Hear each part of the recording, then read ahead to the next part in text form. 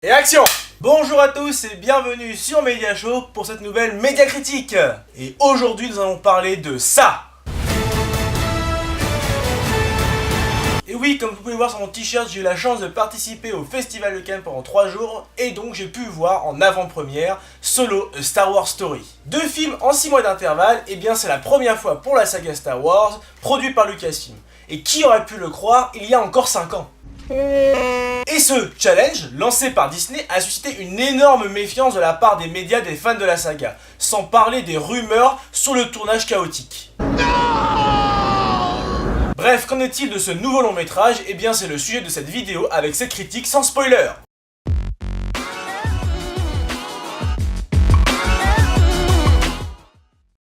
Donc après l'avoir vu en avant-première au Festival de Cannes, je dois dire que ce nouveau volet réalisé par Ron Howard est bien loin de la déception annoncée par les médias. C'est même une agréable surprise pour ce second spin-off après Rogue One. Alors attention, il est bien loin d'être excellent comme Rogue One, notamment sur ses enjeux qui sont moins marquants, mais il reste très correct.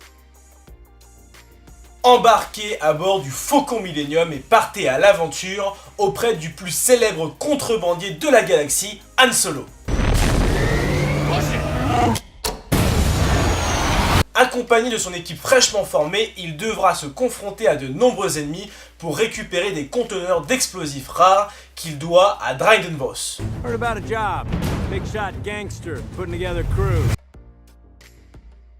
Ron Howard et le studio Lucasfilm nous offrent un scénario honorable qui respecte avec honnêteté le cahier des charges d'un Star Wars moderne.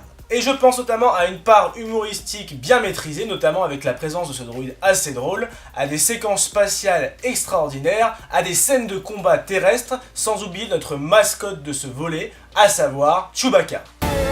When do you know how to fly? 190 years old?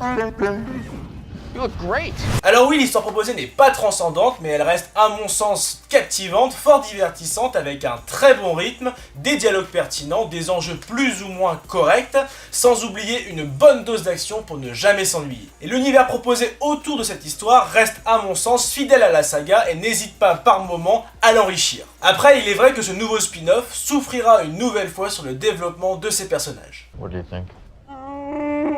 Well, what do you know?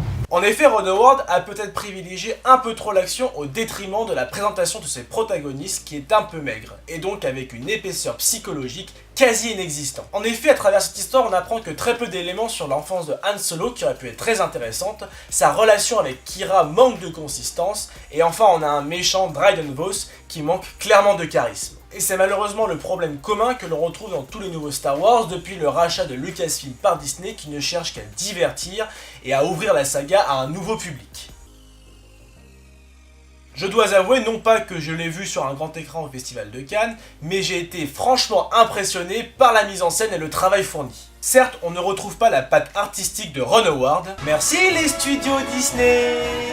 Mais l'ensemble est véritablement soigné avec une belle photographie, des effets spéciaux spectaculaires et des scènes galactiques fidèles à la saga. Alors oui, pas de sabre laser, mais les scènes de combat au blaster sont fort sympathiques et franchement bien foutues. Les costumes sont toujours aussi incroyables et, on va pas se le cacher, il est fort agréable de retrouver l'univers Star Wars en images avec une mise en scène vraiment fidèle. Enfin, la bande originale s'éloigne légèrement de la saga, comme l'avait pu faire Rogue One, mais on retrouve quand même le fond musical de temps à autre de l'univers Star Wars, et elle reste entraînante et bien intégrée au scénario.